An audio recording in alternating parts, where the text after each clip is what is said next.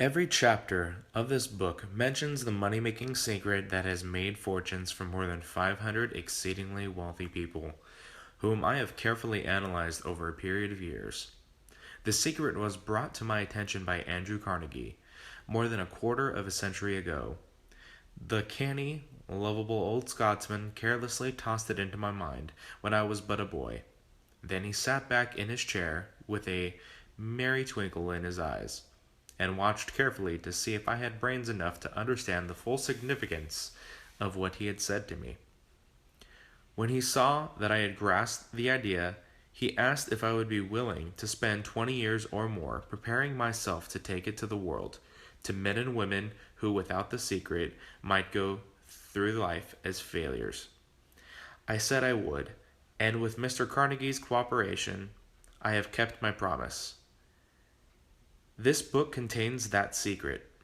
After having been put to a practical test by thousands of people in almost every walk of life, it was Mr. Carnegie's idea that the magic formula which gave him a stupendous fortune ought to be placed within reach of people who did not have time to investigate how people make money. It was his hope that I might test and demonstrate the soundness of the formula through the experience of men and women in every calling. He believed the formula should be taught in all public schools and colleges. He believed that, if properly taught, it could revolutionize the educational system so that the time spent in school could be reduced to less than half.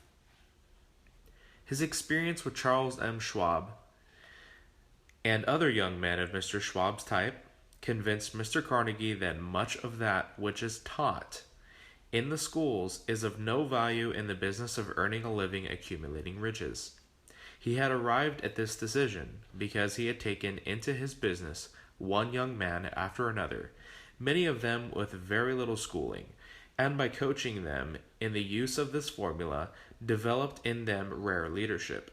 Moreover, his coaching made fortunes for everyone who followed his instructions. In the chapter on faith, you will read the astounding story of the organization of the giant United States Steel Corporation, as it was conceived and carried out by one of the young men through whom Mr. Carnegie proved that his formula works for all who are ready for it. This single application of the secret by that young man, Charles M. Schwab, made him a huge fortune in both money and opportunity. Roughly speaking, this particular application of the formula was worth $600 million. These facts, and they are facts well known to almost everyone who knew Mr. Carnegie, give you a fair idea of what the reading of this book may bring to you, provided that you know what you want. Even before it had undergone 20 years of practical testing, the secret was passed on to more than 100,000 people who have used it for their personal benefit. Some have made fortunes with it. Others have used it successfully in creating harmony in their homes.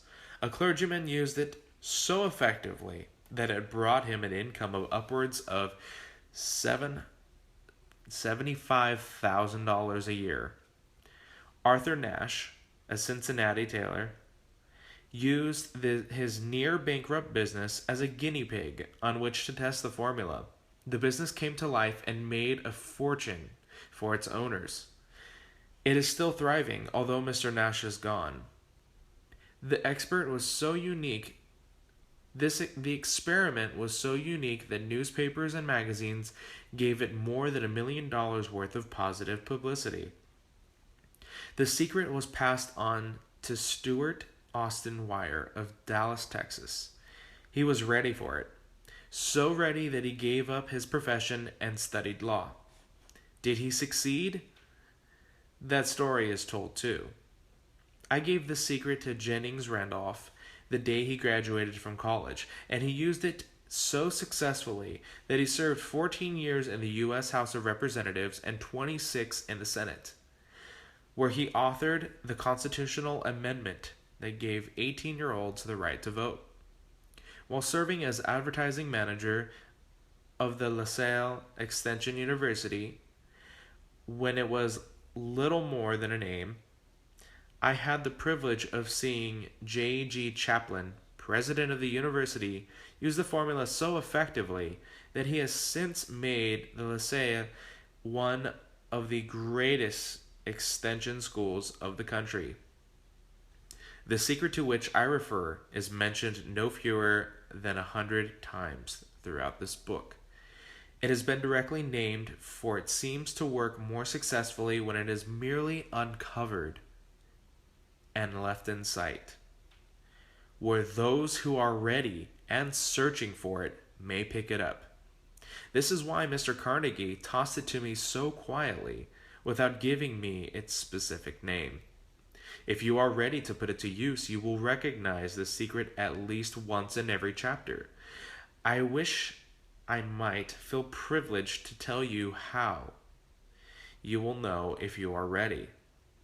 But that would deprive you of much of the benefit you will receive when you make the discovery in your own way. While this book was being written, my son, who was then finishing his last year of college, picked up the manuscript of Chapter 2, read it, and discovered the secret for himself. He used the information so effectively that he went directly into a responsible position at a beginning salary greater than the average person ever earns. His story has been briefly described in Chapter 2. When you read it, perhaps you will dismiss any feeling you have had at the beginning of the book that it promised too much. Additionally, if you have ever been discouraged, if you have had difficulties to surmount which took the very soul out of you, if you had tried and failed, if you were ever handicapped by illness or physical affliction, this story of my son's discovery and use of Carnegie's formula may prove to be your oasis in the desert of lost hope. This secret was extensively used by President Woodrow Wilson during the World War, and was passed on to every soldier who fought in the war, carefully wrapped in the training received before going to the front. President Wilson told me it was a strong factor in raising the funds needed for the war. More than 20 years ago, Juan Manuel L. Quezon, the resident commissioner of the Philippine Islands, was inspired by the secret to gain freedom for his people. He gained freedom for the Philippines and was the first president of the Free State. A peculiar thing about this secret is that those who acquire it and use it find themselves literally swept into success with very little effort, and they never again submit to failure. If you doubt this, study the names of those who have used it. Wherever they have been mentioned, check their records for yourself and be convinced. There is no such thing as something for nothing. The secret to which I refer cannot be had without a price, although the price is far less than its value. It cannot be had at any price by those who are not intentionally searching for it. It cannot be given away. It cannot be purchased for money. The secret serves equally well all who are ready for it. Education has nothing to do with it. Long before I was born, the secret had found its way to Thomas A. Edison, and he used it so intelligently that he became the world's leading inventor. Even though he had only 3 months of schooling, the secret was passed on to a business associate of Mr. Edison. He used it so effectively that he went from making $12,000 a year to amassing a fortune and retiring young. You will find his story at the beginning of the first chapter. It should convince you that the riches are not beyond your reach, that you can still be what you want to be. The money, fame, recognition, and happiness can be had by all who are ready and determined to have them. How do I know these things? You should have the answer before you finish this book. You may find it in the very first chapter or the last page. While I was performing the 20-year task of research, which I had undertaken at Mr. Carnegie's request, I analyzed hundreds of well known people, many of whom admitted that they had accumulated their vast fortunes through the aid of the Carnegie secret. Among these men were Henry Ford, William Wrigley Jr., James J. Hill, E.M. Statler, George Eastman, Charles M. Schwab, Harris F. Williams, Williams Jennings Bryan, King Gillette, Thomas A. Edison, F. W. Woolworth, John W. Davis, John H. Patterson, Woodrow Wilson, W. M. Howard Taft, and many more. These names represent only a small fraction of the hundreds of well-known Americans whose achievements, financially and otherwise, prove that those who understand and apply the Carnegie secret reach high stations in life.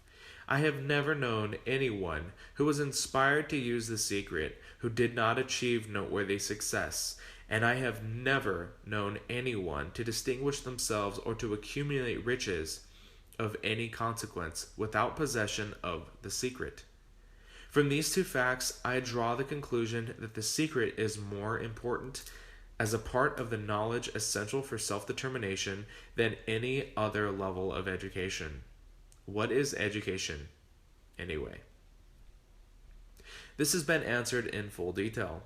As far as schooling is concerned, many of these people had very little. John Wanamaker once told me that what little schooling he had, he acquired in very much the same manner as a modern locomotive takes on water, by scooping it up as it runs. Henry Ford never reached high school, let alone college. I'm not attempting to minimize the value of education, but I'm trying to express my earnest belief that those who master and apply the secret will reach high stations, accumulate riches, and bargain with life on their own terms, even if their education has been limited. Somewhere as you read, the secret to which I refer will jump from the page and stand boldly before you, if you are ready for it. When it appears, you will recognize it. Whether you receive the sign in the first or the last chapter, stop for a moment when it presents itself, and turn down a glass. For that occasion will mark the most important turning point in your life. We pass now to chapter 1, and to the story of my very dear friend who has generously acknowledged having seen the mystic sign, and whose business achievements are evidence enough that he turned down a glass. As you read his story, as well as the others, remember that they deal with the important problems of life that we all experience. The problems arising from one's quest to earn a living, to find hope, courage, contentment, and peace of mind, to accumulate riches, and to enjoy the freedoms it affords. Remember, too, as you go through the book, that it deals with facts and not with fiction, its purpose being to convey a great universal truth through which all who are ready may learn not only what to do, but also how to do it, and will receive as well the motivation to start. Before you begin the first chapter, I'd like to offer one brief suggestion, which may provide a clue by which the Carnegie secret may be recognized. It is this: all achievement, all earned riches, have their beginning in an idea. If you are ready for the secret, you already possess half of it. Therefore, you will readily recognize the other half the moment it reaches your mind. Napoleon Hill.